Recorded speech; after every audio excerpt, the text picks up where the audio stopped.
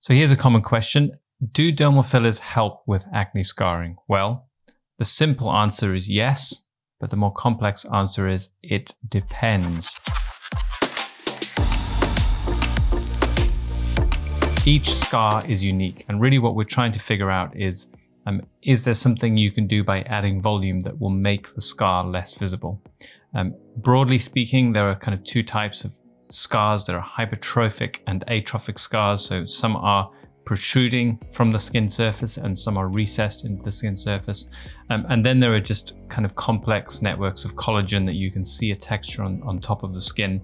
And ultimately, you've got to make a decision on every single scar that you see individually.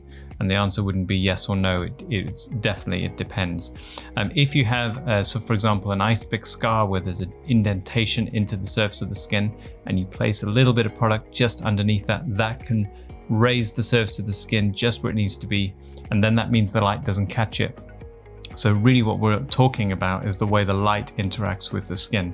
And so if you can think of a way of making the light in the light's interaction less sharp, so either less of a deep line or shadow, or just by harmonizing the curvature of the skin, raising the surface of the skin slightly. These are all ways that you basically allow the light to more harmoniously cast itself on top of the skin. So you can even do it. I have actually successfully treated it wasn't a hypertrophic scar, but it was a protrusion, a mole that basically protrudes out of the skin, and there was a line that was catching the light. So just by filling just next to it, it made it much easier for it to harmonize into the skin, and also less likely to collect makeup in that area. So similar principles apply with any scar.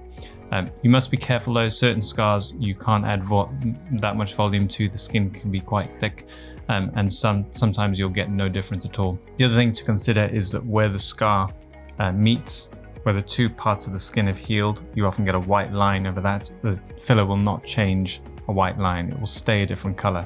And you should advise your patients it doesn't affect the colored part of the line. It only affects the way that the light interacts with the scar. So you're removing shadows and harmonizing, but not actually removing the scar.